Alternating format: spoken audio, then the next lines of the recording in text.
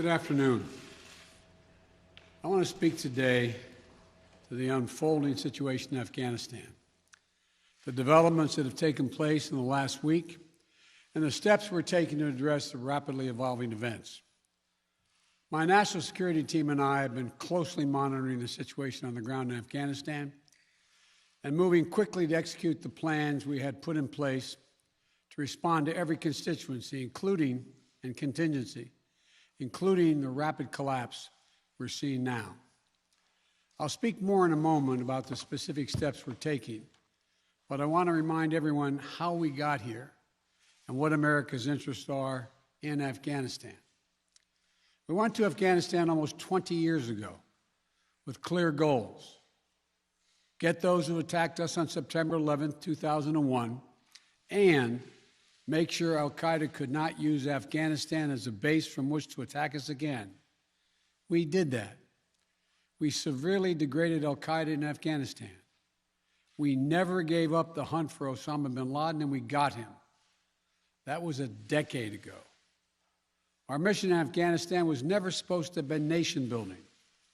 It was never supposed to be creating a unified, centralized democracy. Our only vital national interest in Afghanistan remains today what it has always been: preventing a terrorist attack on America's homeland. I've argued for many years that our mission should be narrowly focused on counterterrorism, not counterinsurgency or nation building. That's why I opposed the surge when it was proposed in 2009 when I was vice president. And that's why, as president, I'm adamant that we focus on the threats we face today in 2021, not yesterday's threats. Today, the terrorist threat has metastasized well beyond Afghanistan. Al-Shabaab in Somalia, al-Qaeda in the Arabian Peninsula, al-Nusra in Syria, ISIS attempting to create a caliphate in Syria and Iraq, and establishing affiliates in multiple countries in Africa and Asia. These threats warrant our attention and our resources. We conduct effective counterterrorism missions against terrorist groups in multiple countries where we don't have permanent military presence. If necessary, we'll do the same in Afghanistan. We've developed counterterrorism over-the-horizon capability that will allow us to keep our eyes firmly fixed on the direct threats to the United States in the region and act quickly and decisively if needed. When I came into office, I inherited a deal that President Trump negotiated with the Taliban. Under his agreement, U.S. forces would be out of Afghanistan by May 1, 2021, just a little over 3 months after I took office. U.S. forces had already drawn down during the Trump administration from roughly 15,500 American forces to 2,500 troops in country. And the Taliban was at its strongest militarily since 2001. The choice I had to make as your president was either to follow through on that agreement or be prepared to go back to fighting the Taliban in the middle of the spring fighting season. There would have been no ceasefire after May 1. There was no agreement protecting our forces after May 1. There was no status quo of stability without American casualties after May 1. There was only the cold reality of either following through on the agreement to withdraw our forces or escalating the conflict and sending thousands more American troops back into combat in Afghanistan, lurching into the third decade of conflict. I stand squarely behind my decision. After 20 years, I've learned the hard way that there was never a good time to withdraw U.S. forces. That's why we're still there. We were clear-eyed about the risks. We planned for every contingency, but I always promised the American people that I would be straight with you. The truth is, this did unfold more quickly than we had anticipated. So what's happened? Afghanistan political leaders gave up and fled the country. The Afghan military collapsed, sometime without trying to fight.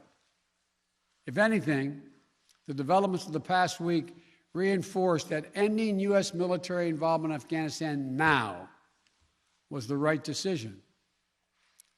American troops cannot and should not be fighting in a war and dying in a war that Afghan forces are not willing to fight for themselves. We spent over $1 trillion. We trained and equipped an Afghan military force with some 300,000 strong, incredibly well equipped, a force larger in size than the militaries of many of our NATO allies. We gave them every tool they could need. We paid their salaries, provided for the maintenance of their Air Force, something the Taliban doesn't have. Taliban does not have an Air Force. We provided close air support. We gave them every chance to determine their own future. What we could not provide them was the will to fight for that future. There's some very brave and capable Afghan special forces units and soldiers. But if Afghanistan is unable to mount any real resistance to the Taliban now, there is no chance that 1 year, 1 more year, 5 more years, or 20 more years of U.S. military boots on the ground would have made any difference. Here's what I believe to my core. It is wrong to order American troops to step up when Afghanistan's own armed forces would not. The political leaders of Afghanistan were unable to come together for the good of their people, unable to negotiate for the future of their country when the chips were down. They would never have done so while U.S. troops remained in Afghanistan, bearing the brunt of the fighting for them. And our true strategic competitors, China and Russia, would love nothing more than the United States to continue to funnel billions of dollars in resources and attention into stabilizing Afghanistan indefinitely. When I hosted President Ghani and Chairman Abdullah at the White House in June, and again when I spoke by phone to Ghani in July, we had very frank conversations. We talked about how Afghanistan should prepare to fight their civil wars after the U.S. military departed, to clean up the corruption in government so the government could function for the Afghan people. We talked extensively about the need for Afghan leaders to unite politically. They failed to do any of that. I also urged them to engage in diplomacy, to seek a political settlement with the Taliban. This advice was flatly refused. Mr. Ghani insisted the Afghan forces would fight, but obviously he was wrong. So I'm left again to ask of those who argue that we should stay, how many more generations of America's daughters and sons would you have me send to fight Afghanistan's civil war when Afghan troops will not? How many more lives, American lives, is it worth? How many endless rows of headstones at Arlington National Cemetery? I'm clear on my answer. I will not repeat the mistakes we've made in the past. Mistake of staying and fighting indefinitely in a conflict that is not in the national interest of the United States, of doubling down on a civil war in a foreign country, of attempting to remake a country through the endless military deployments of U.S. forces. Those are the mistakes we cannot continue to repeat because we have significant vital interest in the world that we cannot afford to ignore. I also want to acknowledge how painful this is to so many of us.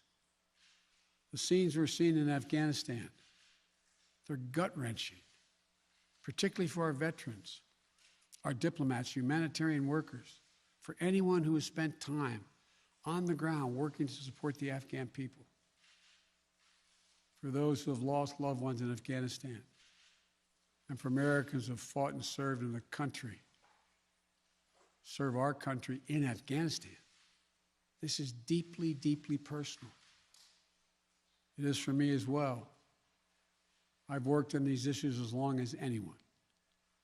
I've been throughout Afghanistan during this war, while the war was going on, from Kabul to Kandahar to the Kunar Valley. I've traveled there on 4 different occasions. I've met with the people. I've spoken to the leaders. I spent time with our troops. And I came to understand firsthand what was and was not possible in Afghanistan. So now we're focused on what is possible. We will continue to support the Afghan people. We will lead with our diplomacy, our international influence, and our humanitarian aid. We'll continue to push for regional diplomacy and engagement to prevent violence and instability. We'll continue to speak out for the basic rights of the Afghan people, of women and girls, just as we speak out all over the world. I've been clear, the human rights must be the center of our foreign policy, not the periphery. But the way to do it is not through endless military deployments. It's with our diplomacy, our economic tools, and rallying the world to join us. Well, let me lay out the current mission in Afghanistan. I was asked to authorize, and I did, 6,000 U.S. troops to deploy to Afghanistan for the purpose of assisting in the departure of U.S. and allied civilian personnel from Afghanistan, and to evacuate our Afghan allies and vulnerable Afghans to safety outside of Afghanistan. Our troops are working to secure the airfield and to ensure continued operation of both the civilian and military flights. We're taking over air traffic control. We have safely shut down our embassy and transferred our diplomats. Our diplomatic presence is now consolidated at the airport as well. Over the coming days, we intend to transport out thousands of American citizens who have been living and working in Afghanistan. We'll also continue to support the safe departure of civilian personnel, the civilian personnel of our allies who are still serving in Afghanistan. Operation Allies Refugee, which I announced back in July, has already moved 2,000 Afghans who are eligible for special immigration visas and their families to the United States. In the coming days, the U.S. military will provide assistance to move more SIV-eligible Afghans and their families out of Afghanistan. We're also expanding refugee access to cover other vulnerable Afghans who worked for our embassy. U.S. non-governmental agencies or U.S. non-governmental organizations and Afghans who otherwise are at great risk, and U.S. news agencies. I know there are concerns about why we did not begin evacuating Afghans civilians sooner. Part of the answer is some of the Afghans did not want to leave earlier, still hopeful for their country. And part of it because the Afghan government and its supporters discouraged us from organizing a mass exodus to avoid triggering, as they said, a crisis of confidence. American troops are performing this mission as professionally and as effectively as they always do, but it is not without risks. As we carry out this departure, we have made it clear to the Taliban, if they attack our personnel or disrupt our operation, the U.S. presence will be swift and the response will be swift and forceful. We will defend our people with devastating force if necessary. Our current military mission will be short in time, limited in scope, and focused in its objectives. Get our people and our allies as safely as quickly as possible. And once we have completed this mission, we will conclude our military withdrawal. We will end America's longest war after 20 long years of bloodshed. The events we're seeing now are sadly proof that no amount of military force would ever deliver a stable, united, secure Afghanistan, as known in history as the graveyard of empires. What's happening now could just as easily happen 5 years ago or 15 years in the future. We have to be honest. Our mission in Afghanistan has taken many missteps, made many missteps over the past 2 decades. I'm now the 4th American president to preside over war in Afghanistan, 2 Democrats and 2 Republicans. I will not pass this responsibility on to a 5th president. I will not mislead the American people by claiming that just a little more time in Afghanistan will make all the difference. Nor will I shrink from my share of responsibility for where we are today and how we must move forward from here. I am President of the United States of America, and the buck stops with me. I'm deeply saddened by the facts we now face, but I do not regret my decision to end America's warfighting in Afghanistan and maintain a laser focus on our counterterrorism missions there and other parts of the world. Our mission to degrade the terrorist threat of al-Qaeda in Afghanistan and kill Osama bin Laden was a success. Our decades-long effort to overcome centuries of history and permanently change and remake Afghanistan was not, and I wrote and believed it never could be. I cannot and will not ask our troops to fight on endlessly in another country's civil war, taking casualties, suffering life-shattering injuries, leaving families broken by grief and loss. This is not in our national security interest. It is not what the American people want. It is not what our troops, who have sacrificed so much over the past 2 decades, deserve. I made a commitment to the American people when I ran for president that I would bring America's military involvement in Afghanistan to an end. While it's been hard and messy, and yes, far from perfect, I've honored that commitment. More importantly, I made a commitment to the brave men and women who serve this nation that I wasn't going to ask them to continue to risk their lives in a military action that should have ended long ago. Our leaders did that in Vietnam when I got here as a young man. I will not do it in Afghanistan. I know my decision will be criticized, but I would rather take all that criticism than pass this decision on to another president of the United States, yet another one, a 5th one, because it's the right one, it's the right decision for our people, the right one for our brave service members who risk their lives serving our nation, and it's the right one for America. Thank you. May God protect our troops, our diplomats, and all brave Americans serving in harm's way.